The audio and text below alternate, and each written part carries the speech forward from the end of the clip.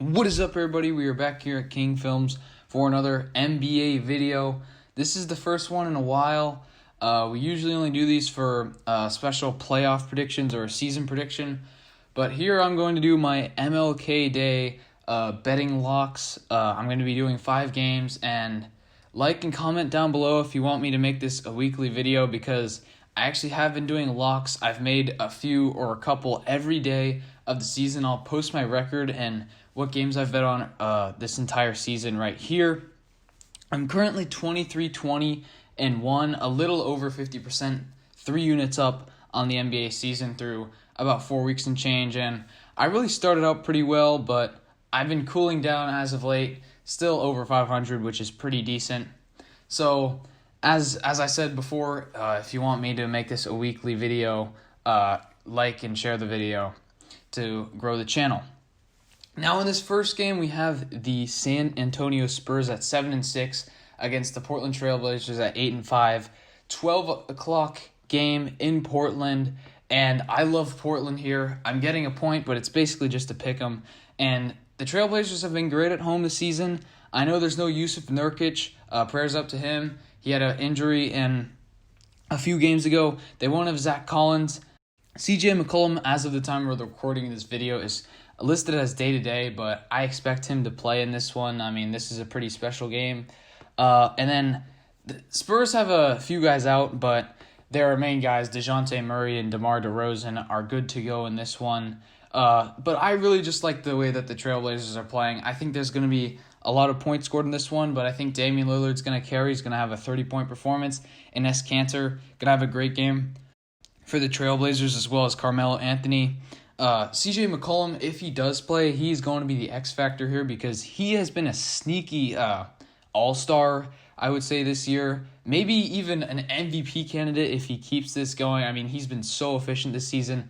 I love the Trailblazers in this one. You're giving me the superior team, a team with the better record and at home. I think the Trailblazers win this one.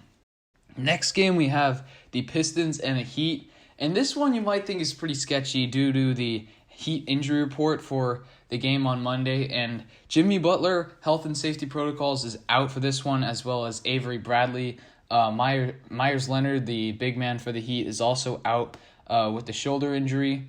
Tyler Hero may be good to go. I expect him to play. He's been great this season so far, and I really think the Heat, they've underperformed this season, only 4-7, but they're a much better team than the Pistons. And the last time these two teams played, 2 days ago, the Heat lost by 20 points on their home floor. And the one rule this season is the bounce back factor. They've been having these 2-game splits within conferences the entire season, and the main trend that you see is if one team, especially if the superior team gets blown out or loses, they usually bounce back and cover the next game. Give me that trend to continue. The Heat have been in some close games, and they've played some pretty hard competition, so I wouldn't read so much into the 4-7 record, and I know they will be a little banged up, and I'm not sure if this line will be about 6 at game time. Maybe it's like a pick'em line. I'll take it at that, whatever it comes to. It's currently listed at 6, but I'll take it at that. I really just expect the Heat to win and bounce back, as they are a much better team than the Pistons. Pistons have been playing decent as of late. Sadiq Bey has really been a breakout player for them. They obviously have Plumlee on the boards. Derrick Rose, as usual. He's just playing decent for them right now. Jeremy Grant's their leading scorer, but I don't think he's anything special. And I think Goran Dragic and Bam Adebayo will be able to carry them through this game. You also have the shooting of Duncan Robinson. I think that Miami's just too prolific of an offense, and they'll have a much better defensive game after giving up 120 to Detroit on Saturday. So give me the Heat to bounce back and win in that game. And then at 2 o'clock Pacific and 5 o'clock Eastern, we have the first of the 3 games on TNT. First of the triple header, we have Phoenix at Memphis, and Memphis seems to always have this TNT game, obviously with the history on MLK Day, but that will not help them in this one. Obviously, home court advantage not really a factor. And Memphis, I mean, I think that they're really overrated in this one. The Suns, I only have to swallow 3 points, and they are the much superior team. Memphis, don't be fooled. I've been watching and following them all season. 6-6, I mean, that record is a bit inflated. They haven't played the best competition. And I know they have played great of late. They've won 4 straight against Brooklyn, but Brooklyn didn't really have anyone for that game. Then they beat a lackluster Cleveland, lackluster Timberwolves, and they barely snuck past the Sixers, who didn't have Embiid. Then you have the Suns, who have been kind of limping into this one, but they have been playing much harder competition. And this is the 4th game on their road trip. But then again, they haven't played since January 11th. This is their first game in the last 7 days. They won't have Dario Saric, Cameron Payne, Jalen Smith, or Damian Jones, but I think they're just itching to get back out there. So you can't buy too much into this is their 4th game on the road trip. Maybe they're fatigued. They haven't played in 7 days, and they have their best players. Chris Paul leads them in assists, almost 9 assists per game this season. DeAndre Ayton averaging about 11 rebounds per game. And then you have the immensely efficient Devin Booker, who's been the leader of this team. I think he'll put up 30 in this one.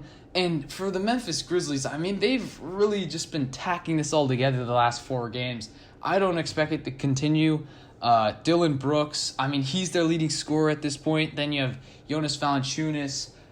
You have Grayson Allen. I mean, Tyus Jones. All of these kind of decent players in college, but they're just tacking it together. This isn't a good enough team to be at that 500 record. I think the Suns are the much better team. Both Western Conference teams that will be vying for a playoff spot, and I think Phoenix is the much better team. I think they will get the win here, and I think they'll win by at least 3 points. I think that spread is way too small. Next game, we probably have the best game of the day. We have the Milwaukee Bucks against the Brooklyn Hornets. And ordinarily, going into the season, you thought this was a great day on Martin Luther King Jr. Day. But now, the Nets, although not having Kyrie Irving for this one, as usual, he's missed the last few games for the Nets. You have James Harden, who this will be his 2nd game for the Nets after playing against the Magic. He put up over 30 points, and obviously Durant had 42 in that one. And then you have the Bucks looking very impressive as usual in this season at a impressive 9-4 record. Brooklyn only at 8-6, but again, I mean, Durant hasn't played every game. Irving has just been in and out of the lineup, and they just acquired Harden. I don't know really who's going to win this game. I think it's going to be a toss-up. But the one thing I am saying is I think it's going to be under 238.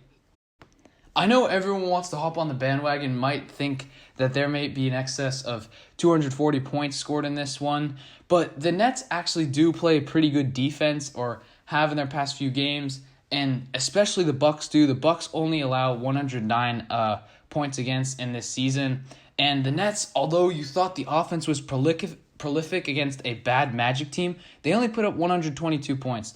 I don't think they're going to have that much. I think this one is going to trend around the 100s, maybe 110s, but 238, that's just way too high. That implies that each team would have to get like almost or around or in the 120s. So that is just jacked up way too high for 2 teams that haven't trended in like the over direction all season. So I'm not going to make a spread pick on that one, but I think that's a pretty safe pick. I mean, 238, it would have to be a prolific showing to get up to 238, maybe even have overtime to get that far up. So give me the under there. I think that's the odds play.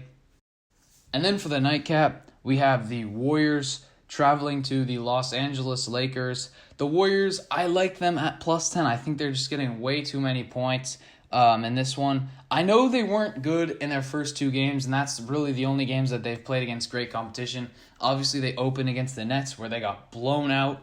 Then they played the Bucks on Christmas Day, and then got blown out again. So really the only times they were in the spotlight, they kind of faded. But I think they've gotten their chemistry together. They're on a bit of a losing streak, 2-game skid against the Indiana Pacers and Denver Nuggets, who are pretty good. Those are definitely playoff teams, very solid. And now you play the Lakers, and I know the Lakers' 5-game winning streak, pretty impressive, but who are those against? You always need to take the schedule into account. They barely beat the Bills. Then they played the Rockets twice, and this was the Rockets team that was playing with James Harden on his last legs. I mean, there was no chemistry at all. James Harden overweight. I mean, they basically gave the Lakers those games. Boogie Cousins also notably got ejected in that one. Then you had the Thunder, who they dismantled, and then the Pelicans, who played pretty well in that first half, and then the Lakers took over in the second half. I don't think the Warriors will win. I don't have the guts to say that. I think Stephen Curry is going to put up a great performance.